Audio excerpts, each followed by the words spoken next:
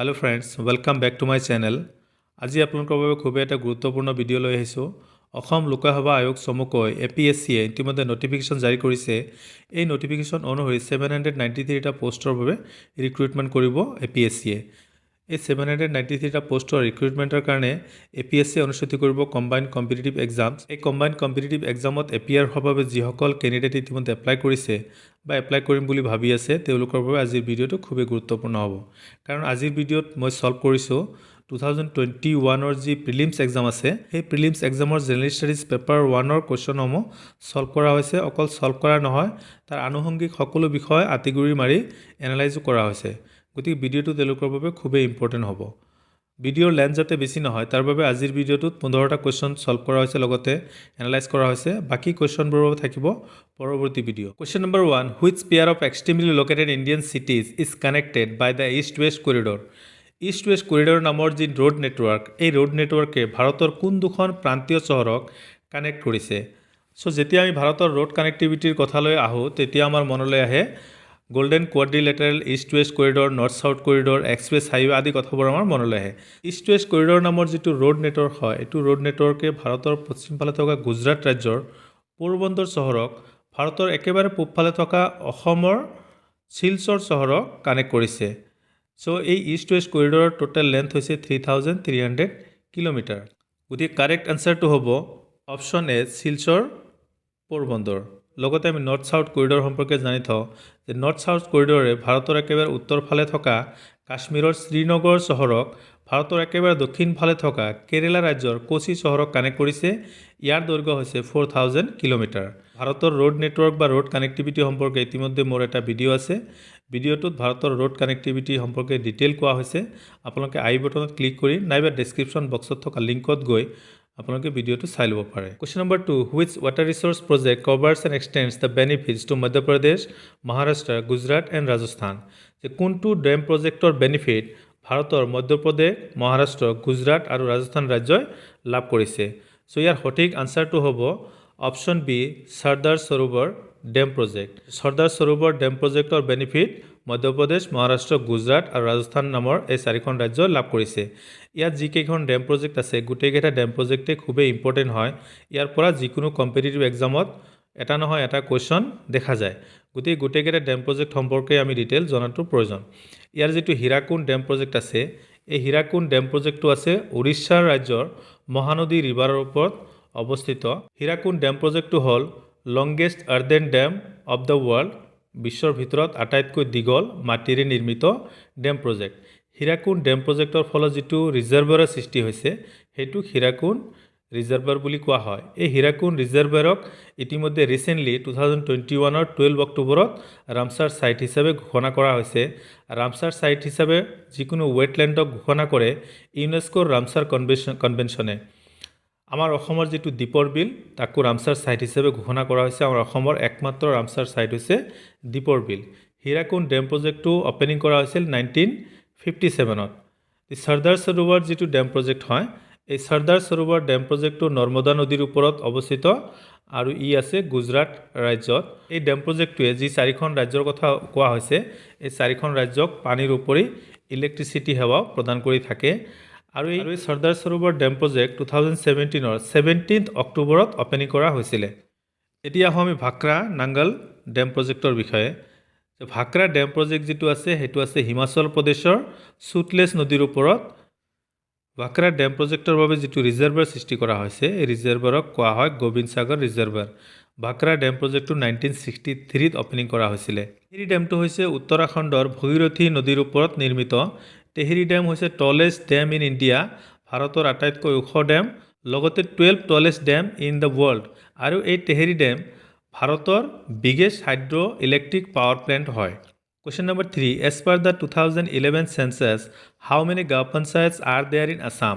2011ৰ census অনুসৰি অসমত গাঁও পঞ্চায়তৰ সংখ্যা কিমান? কাৰেক্ট আনচাৰটো হ'ব অপশ্যন চি, 2202।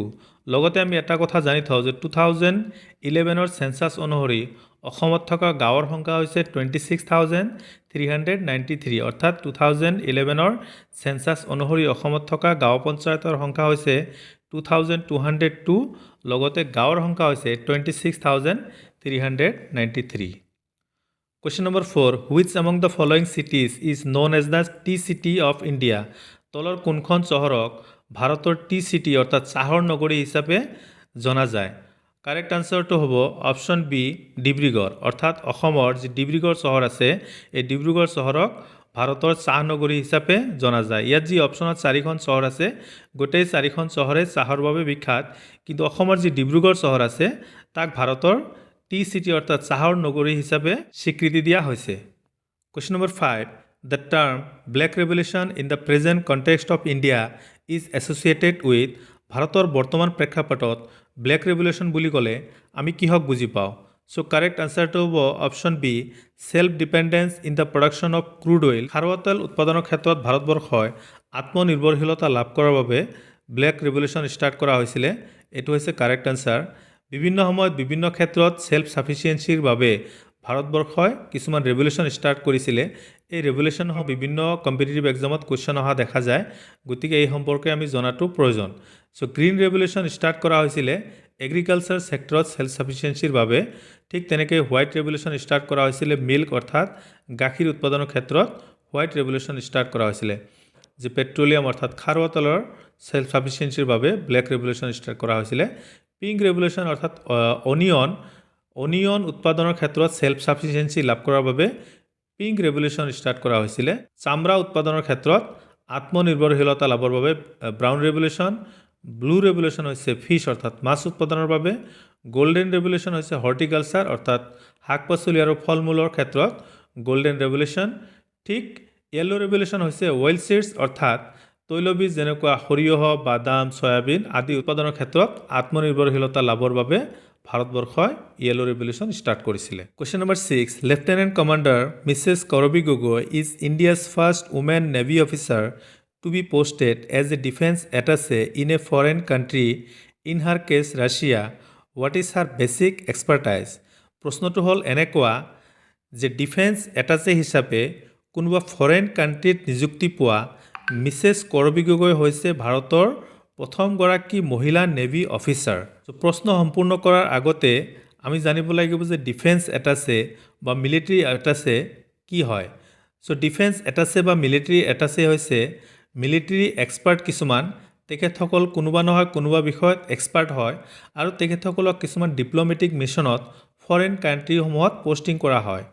আৰু এই ডিফেন্স এটাছেসকল সাধাৰণতে হাই ৰেংকিং মিলিটাৰী অফিচাৰসকল হয়। তেখেতসকলে ফৰেন ডিপ্ল'মেটৰ সমানে সমানে প্ৰিভিলেজ পায়। আৰু মিছেছ কৰবী গগৈ হৈছে ভাৰতৰ প্ৰথমগৰাকী মহিলা নেভি অফিচাৰ যাক ডিফেন্স এটাছে হিচাপে কোনোবা ফৰেন কাণ্ট্ৰিত অৰ্থাৎ ৰাছিয়াত তেখেতক নিযুক্ত কৰা হৈছিলে 2019ত। এতিয়া কুৱেশ্যনটো হ'ল যে মিছেছ কৰবী গগৈ কোনটো বিষয়ত এক্সপাৰ্ট আছিলে? সো ইয়াৰ কাৰেক্ট আনসাৰটো হ'ব option D warship construction maintenance অৰ্থাৎ যুদ্ধজাহাজ নিৰ্মাণ আৰু ইয়াৰ মেইনটেনেন্সত তেখেত এক্সপাৰ্ট আছিলে। Number 7. On 23rd March 2019 the first Lokpal of India was appointed. Identify the first Lokpal from the options given below. 2019ৰ 23rd মাৰ্চত ভাৰতৰ প্ৰথমগৰাকী লোকপাল নিযুক্ত কৰা হৈছিলে। তেখেত কোন আছিল? এই অপশ্যনসমূহৰ পৰা বাছি উলিয়াব লাগে। সো আমাৰ সকলোৰে মনত আছে 2011ত আন্না হাজাৰেৰ নেতৃত্বত জনলোকপাল আন্দোলন হৈছিলে আৰু এই জনলোকপাল আন্দোলনৰ পিছত ভাৰত চৰকাৰে পাৰ্লামেণ্টত 2013ত দ্য লোকপাল এণ্ড লোকায়ুক্তছ এক্ট পাছ কৰিছিলে। আৰু এই এক্ট অনুসৰি নেশ্যনেল লেভেলত লোকপাল আৰু ৰাজ্যসমূহত লোকায়ুক্ত গঠন কৰা হৈছিলে। এই লোকপাল বা লোকায়ুক্তৰ কাম হ'ল যিবিলাক কৰাপশ্যন চাৰ্জ হয় নেশ্যনেল আৰু ষ্টেট লেভেলত সেই কৰাপশ্যন চাৰ্জসমূহৰ এনকুৱাৰী কৰে। গতিকে লোকপাল হৈছে এটা এণ্টি কৰাপশ্যন বডি বা এণ্টি কৰাপশ্যন অথৰিটি। সো এই লোকপালসমূহৰ এগৰাকী চেয়াৰমেন থাকে যাক লোকপাল বুলি কোৱা হয়। সো ফাৰ্ষ্ট চেয়াৰমেন যিগৰাকী লোকপালৰ তেখেতক নিযুক্ত কৰা হৈছিলে 23rd March 2019ত। তেখেতৰ নাম কি? সো আনসাৰটো হ'ব অপশ্যন ডি শ্ৰী পিনাকী চন্দ্ৰ ঘোষ অৰ্থাৎ শ্ৰী পিনাকী চন্দ্ৰ ঘোষ হৈছে ভাৰতৰ প্ৰথমগৰাকী লোকপাল। সো বৰ্তমান যিগৰাকী লোকপাল আছে তেখেতৰ নাম হৈছে প্ৰদীপ কুমাৰ মহান্তি আৰু এই লোকপালসকলক নিযুক্ত কৰে প্ৰেছিডেণ্ট অফ ইণ্ডিয়া অৰ্থাৎ ভাৰতৰ ৰাষ্ট্ৰপতিয়ে। Question number 8. When was Assam detached from Bengal presidency and was made a separate chief commissionership?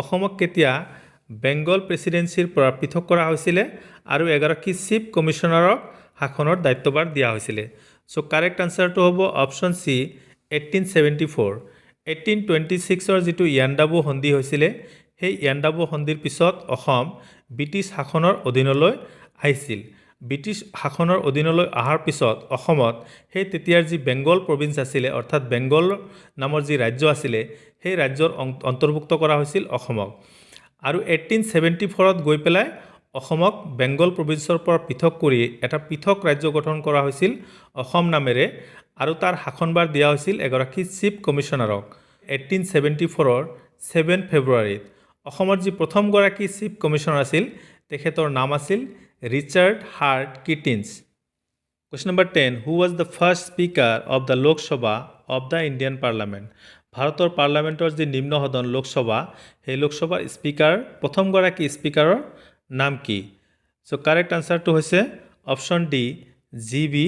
মাভালাঙ্কাৰ অৰ্থাৎ জি.বি. মাভালাঙ্কাৰ হৈছে লোকসভাৰ প্ৰথম গৰাকী স্পিকাৰ আমি জানো যে ভাৰতৰ যি পাৰ্লামেণ্ট আছে পাৰ্লামেণ্টৰ দুটা সদন থাকে উচ্চ সদন আৰু নিম্ন সদন সো উচ্চ সদনক কোৱা হয় ৰাজ্যসভা আৰু নিম্ন সদনক কোৱা হয় লোকসভা সেই লোকসভাৰ এগৰাকী স্পিকাৰ থাকে তেখেত হৈছে লোকসভাৰ প্ৰিজাইডিং অফিচাৰ যে ভাৰতৰ যি সাধাৰণ নিৰ্বাচন হয় জেনেৰেল ইলেকশ্যনছ প্ৰতিটো জেনেৰেল ইলেকশ্যনৰ পিছত প্ৰথম যিটো লোকসভাৰ সিটিং হয় সেই প্ৰথম সিটিংতে লোকসভাই এগৰাকী স্পিকাৰ নিৰ্বাচিত কৰে ইয়াৰ সদস্যসকলৰ পৰা আৰু ইয়াৰ সদস্যসকলৰ দ্বাৰা তেখেতৰ কাৰ্যকাল হৈছে 5 বছৰ বৰ্তমানৰ যিগৰাকী স্পিকাৰ হয় তেখেত হৈছে শ্ৰী ওম বিৰলা আৰু প্ৰথম যিগৰাকী স্পিকাৰ আছিল তেখেত আছিল জি.বি.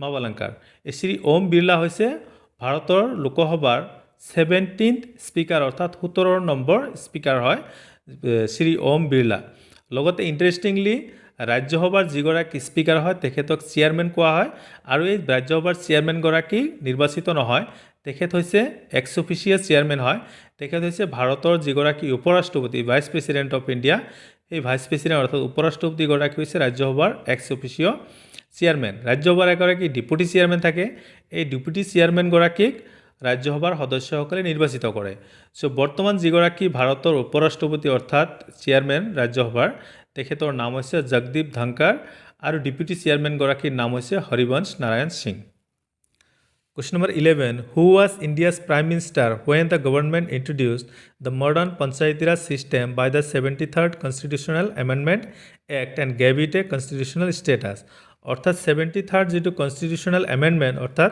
73rd যেটো সংবিধানৰ সংশোধনী এই 73rd সংবিধান সংশোধনীৰ জৰিয়তে আধুনিক পঞ্চায়তী ৰাজ ব্যৱস্থাক প্ৰদান কৰা হৈছিল প্ৰৱৰ্তন কৰা হৈছিল লগতে ইয়াক সাংবিধানিক মৰ্যাদা প্ৰদান কৰা হৈছিল সেই সময়ত ভাৰতৰ প্ৰধানমন্ত্ৰী কোন আছিল সো যেটো 73rd কনস্টিটিউশনাল এমেন্ডমেন্ট এক্ট এটো এই সংশোধনীটো কৰা হৈছিল 1992 আৰু ইয়াক বলবৎ কৰা হৈছিল 1993 24th এপ্ৰিলত সো সেই সময়ত ভাৰতৰ প্ৰধানমন্ত্ৰী আছিল পি.বি. নৰসিংহ ৰাও গতি কাৰেক্ট আনসাৰটো হ'ব option A PB. Narasimha Rao 73rd যেটো এমেন্ডমেন্ট এক্ট এটো খুবই গুৰুত্বপূৰ্ণ হয় যাক আমি পঞ্চায়তী ৰাজ এক্ট বুলি কোৱা হয় কাৰণ এইটো একটে পঞ্চায়তী ৰাজ ব্যৱস্থাত এটা বিপ্লৱৰ ঘোষণা কৰিছিল আৰু এই বিষয়ে বিভিন্ন কম্পিটিটিভ এক্সামসমূহত কোৱেশ্চন আহিয়ে থাকে গতিকে এই সম্পৰ্কে আমি ডিটেইল জনাটো দৰকাৰ যে পঞ্চায়তী ৰাজ এক্ট বা 73rd এমেন্ডমেন্ট এক্ট যেটো হয় তাৰ জৰিয়তে 11th শিডিউল এটা এড কৰা হৈছিল আমাৰ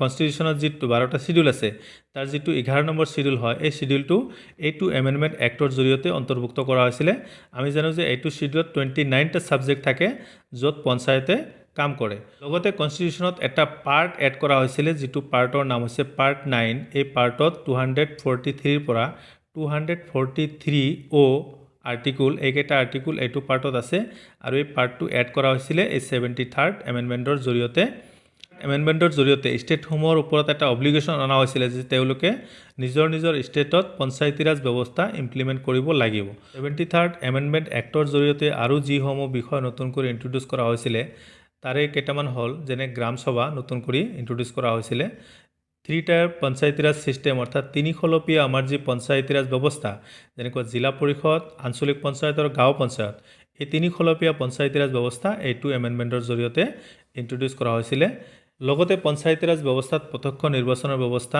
এইটো এমেন্ডমেন্টৰ জৰিয়তে কৰা হৈছিল ইটৰ ৰিজাৰ্ভেশ্যন অৰ্থাৎ আসন সংৰক্ষণৰ ব্যৱস্থাও কৰা হৈছিল এইটো এমেন্ডমেন্টৰ জৰিয়তে যেনেকৈ শিডিউল কাষ্ট শিডিউল ট্ৰাইব আৰু মহিলাসকলৰ ৰিজাৰ্ভেশ্যনৰ ব্যৱস্থা লগতে পঞ্চায়ত ৰাজ ব্যৱস্থাৰ কাৰ্যকাল নিৰ্দিষ্ট কাৰ্যকাল দিয়া হৈছিলে 5 বছৰৰ বাবে এইটো এমেণ্ডমেণ্টৰ জৰিয়তে state election commission finance commission গঠনৰ ব্যৱস্থা কৰা হয় 73rd এমেণ্ডমেণ্ট এক্ট অৰ্থাৎ পঞ্চায়ত ৰাজ এক্ট এপ্লিকেবল নহয় কিছুমান এৰিয়াত যেনেকুৱা নাগালেণ্ড মেঘালয় আৰু মিজোৰাম এই তিনিখন ৰাজ্যত পঞ্চায়ত ৰাজ এক্ট এপ্লিকেবল নহয় লগতে অন্যান্য ৰাজ্যৰ যিসমূহ শিডিউলড এৰিয়া আছে অৰ্থাৎ 6 শিডিউলৰ সংবিধানৰ 6 শিডিউল অন্তৰ্ভুক্ত যিসমূহ ঠাই আছে সেই ঠাইসমূহত পঞ্চায়ত ৰাজ এক্ট এপ্লিকেবল নহয় অৰ্থাৎ আমাৰ অসমত যি বিটিআৰ আছে এই 6 শিডিউল এৰিয়া হয় আৰু এই শিডিউল এৰিয়াত পঞ্চায়ত ৰাজ ব্যৱস্থা নাই আৰু লগতে যিবোৰ ট্ৰাইবেল এৰিয়া আছে আমাৰ অসমত যিসমূহ অট'নমাছ কাউন্সিল আছে যেনেকুৱা Rabha autonomous council Karbi autonomous council Mising autonomous council এই অট'নমাছ কাউন্সিলসমূহতো পঞ্চায়ত ইলেকশ্যন নহয়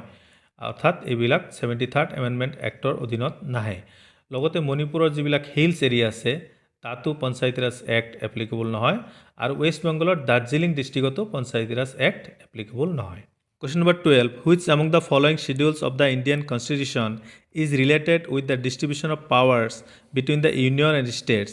যে ভাৰতৰ সংবিধানৰ তলৰ কোনটো শিডিউলে কেন্দ্ৰ আৰু ৰাজ্য চৰকাৰসমূহৰ মাজৰ ক্ষমতা ভগাই দিছে সো কাৰেক্ট আনসাৰটো হ'ব অপশ্যন বি 7 শিডিউল অৰ্থাৎ ভাৰতৰ সংবিধানৰ যি 7 নম্বৰ শিডিউল আছে এই 7 নম্বৰ শিডিউলে কেন্দ্ৰ আৰু ৰাজ্য চৰকাৰসমূহৰ মাজত ক্ষমতা ভগাই দিছে আমি যদি ভাৰতৰ সংবিধানৰ যিটো ষ্ট্ৰাকচাৰ আছে সেই ষ্ট্ৰাকচাৰটো আমি যদি এবাৰ চাওঁ তেতিয়াহ'লে দেখা পাম যে ভাৰতৰ সংবিধানত এটা প্ৰিএম্বল আছে ভাৰতৰ সংবিধানত 12টা অৰ্থাৎ 12টা শিডিউল আছে ভাৰতৰ সংবিধানত 25টা পাৰ্ট আছে অৰ্থাৎ 25টা পাৰ্ট আছে কিন্তু অৰিজিনেলি সংবিধানত যে 1950ত 22টা পাৰ্ট আছিল এতিয়া সংবিধানত 25টা পাৰ্ট আছে লগতে সংবিধানত আছে 448টা আৰ্টিকল এই যে 25টা পাৰ্ট আছে এই 25টা পাৰ্টত 448টা আৰ্টিকল আছে অৰিজিনেলি অৰ্থাৎ 1950ত 395টা আৰ্টিকল আছিল বৰ্তমান 448টা আৰ্টিকল আছে সো 12টা শিডিউল যে আছে 12টা তালিকা এই 12টা শিডিউলত কোনটো শিডিউলত কি অন্তৰ্ভুক্ত কৰা হৈছে কি বিষয় অন্তৰ্ভুক্ত কৰা হৈছে এটো আমি এবাৰ চকু ফুৰাটো দৰকাৰ এক্সাম পইণ্টৰ ভিউৰ পৰা খুবেই ইম্পৰ্টেন্ট সো শিডিউল 1 টো হৈছে state and union territories name and their boundary details অৰ্থাৎ শিডিউল 1ত যিবিলাক আমাৰ ভাৰতবৰ্ষৰ ৰাজ্য আছে আৰু কেন্দ্ৰীয় শাসিত অঞ্চল আছে সেই ৰাজ্যসমূহ আৰু কেন্দ্ৰীয় শাসিত অঞ্চলসমূহৰ নাম লগতে ইয়াৰ বাউণ্ডাৰীৰ বিষয়ে উল্লেখ আছে ভাৰতৰ ৰাষ্ট্ৰপতি ৰাজ্যসমূহৰ ৰাজ্যপাল লোকসভা ৰাজ্যসভাৰ স্পিকাৰ ডেপুটি স্পিকাৰ লগতে সুপ্ৰিম কোৰ্ট আৰু হাই কোৰ্টৰ যিসমূহ জাজ আছে এই সকলোৰে বিশেষ ক্ষমতা লগতে তেওঁলোকৰ স্যালাৰি সম্পৰ্কে শিডিউলটোত উল্লেখ আছে তো শিডিউল 3ত উল্লেখ আছে যে ভাৰতৰ ৰাষ্ট্ৰপতি আৰু উপৰাষ্ট্ৰপতিৰ বাহিৰে যিসকল অথৰিটি আছে যেনেকুৱা মিনিষ্টাৰসকল কেন্দ্ৰীয় চৰকাৰৰ আৰু ৰাজ্যিক চৰকাৰৰ যিসকল মিনিষ্টাৰ আছে এমএলএ আছে এমপি সকল আছে তেওঁলোকে যি শপত বাক্য পাঠ কৰে সেই শপত বাক্যখিনি শিডিউল 3ত উল্লেখ আছে শিডিউল 4ত উল্লেখ আছে ৰাজ্য আৰু কেন্দ্ৰশাসিত অঞ্চলসমূহত কোনটো ৰাজ্যত বা কোনটো কেন্দ্ৰশাসিত অঞ্চলত কিমানটা ৰাজ্যসভাৰ এমপি থাকিব সিট থাকিব হেতু উল্লেখ আছে শিডিউল 4ত 5ত আছে যে শিডিউলড এৰিয়া যিসমূহ আছে আৰু শিডিউলড ট্ৰাইবেল এৰিয়া যিসমূহ আছে তাৰে এডমিনিষ্ট্ৰেশ্যন কেনেকৈ চলিব আৰু হেসমূহ কেনেকৈ কন্ট্ৰোল কৰা হ'ব সেই প্ৰভিজনসমূহ শিডিউল 5ত উল্লেখ আছে লগতে শিডিউল 6ত আছে অসম মেঘালয় ত্ৰিপুৰা আৰু মিজোৰামৰ যিবিলাক ট্ৰাইবেল এৰিয়া আছে সেই ট্ৰাইবেলসমূহৰ এডমিনিষ্ট্ৰেশ্যনৰ কিদৰে চলোৱা হ'ব এই প্ৰভিজনবিলাক শিডিউল 6ত আছে তো শিডিউল 7ত ইতিমধ্যে আলোচনা কৰা হৈছে যে শিডিউল 7ৰ জৰিয়তে কেন্দ্ৰ আৰু ৰাজ্য চৰকাৰসমূহৰ মাজত ক্ষমতা ভগাই দিয়া হৈছে ইয়াত তিনিটা লিষ্ট আছে এটা হৈছে ইউনিয়ন লিষ্ট এটা হৈছে ষ্টেট লিষ্ট আৰু এটা হৈছে কনকাৰেন্ট লিষ্ট সো ইউনিয়ন লিষ্টত যিসমূহ বিষয় অন্তৰ্ভুক্ত আছে সেইসমূহ বিষয়ৰ ওপৰত কেন্দ্ৰীয় চৰকাৰে আইন প্ৰণয়ন কৰিব ষ্টেট লিষ্টত যিসমূহ বিষয় আছে তাত ৰাজ্য চৰকাৰসমূহে আইন প্ৰণয়ন কৰিব পাৰিব লগতে কনকাৰেন্ট লিষ্টত যিসমূহ বিষয় আছে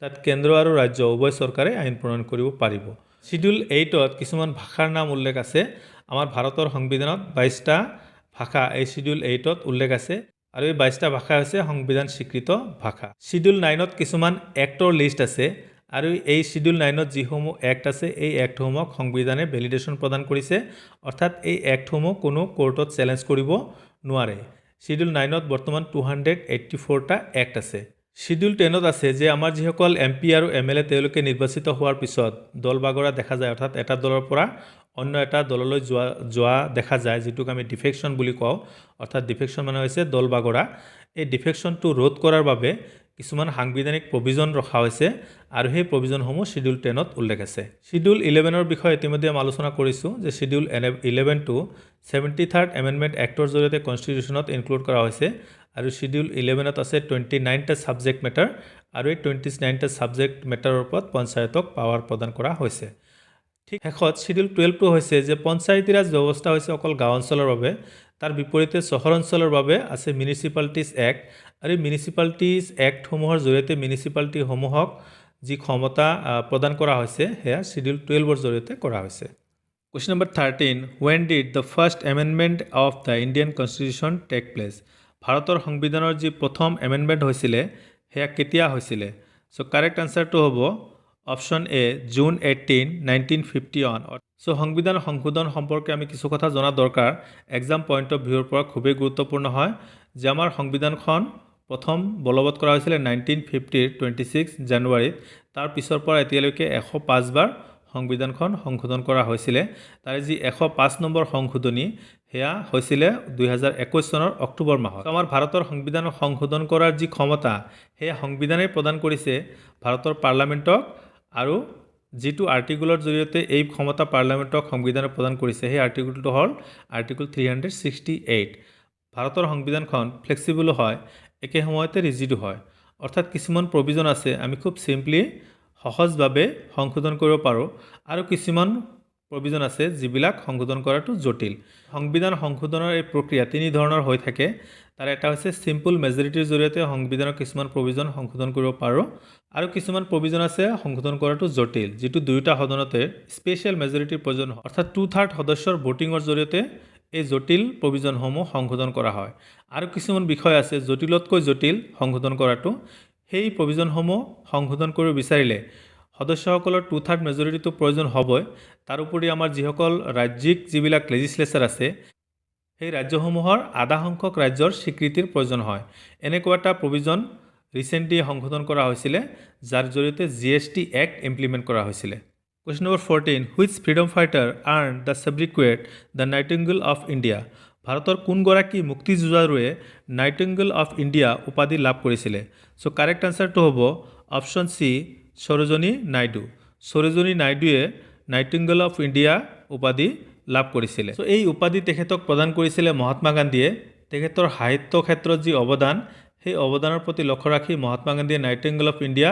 লগতে ভাৰত কোকিলা নামৰ এই দুটা উপাধি তেখেতক প্ৰদান কৰিছিল so Sarojini Naidu Indian national কংগ্ৰেছৰ 1925ত সভানেত্ৰী নিৰ্বাচিত হৈছিল সৰোজনী নাইডু হৈছে ভাৰতৰ প্ৰথম গৰাকী মহিলা ৰাজ্যপাল তেখেতে 1947ত তেতিয়াৰ ইউনাইটেড প্ৰভিন্সৰ গভৰ্ণৰ হিচাপে কাৰ্যনিৰ্বাহ কৰিছিল number 15 under article 368 the parliament has no power to repeal the fundamental rights because they are ইতিমধ্যে আমি পাইছো যে আৰ্টিকল 368ৰ জৰিয়তে পাৰ্লামেণ্টক সংবিধান সংশোধনৰ ক্ষমতা প্ৰদান কৰা হৈছে যদিও পাৰ্লামেণ্টে এই ক্ষমতাৰ জৰিয়তে ফান্ডামেন্টাল ৰাইটছসমূহক বাতিল কৰিব নোৱাৰে ইয়াৰ কাৰণ কি সো ইয়াৰ কাৰেক্ট আনসাৰটো হ'ব option A integral part of basic structure of the constitution কাৰণ এই ফান্ডামেন্টাল ৰাইটছসমূহ হৈছে সংবিধানৰ যি বেসিক স্ট্ৰাকচাৰ আছে এই বেসিক স্ট্ৰাকচাৰৰ অংশ এতিয়া সো ফ্ৰেন্ডছ আজিৰ ভিডিওটো ইমানতে সামৰিছো বাকি যিসমূহ প্ৰিলিমছৰ কোৱেশ্চন আছে সেইবোৰ পৰৱৰ্তী ভিডিওত থাকিব যদি ভিডিওটো ভাল লাগিছে তেন্তে লাইক কমেন্ট কৰিব আৰু শেয়াৰ কৰিব আৰু পৰৱৰ্তী ভিডিওৰ বাবে চেনেলটো সাবস্ক্ৰাইব কৰিব আৰু বেল বটন প্ৰেছ কৰিবলৈ নাপাহৰিব ধন্যবাদ